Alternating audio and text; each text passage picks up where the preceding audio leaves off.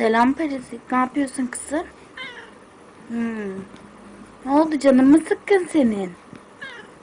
Sevgilinle kavga mı ettin yoksa? Ne oldu, anlat bakayım.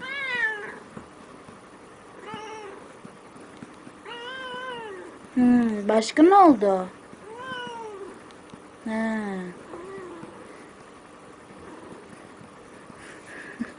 Sen nasıl konuşabiliyorsun böyle? Çok mu akıllısın?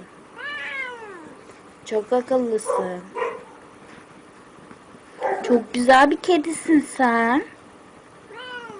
He. Hadi kamerayı hoşça kal de kapatalım.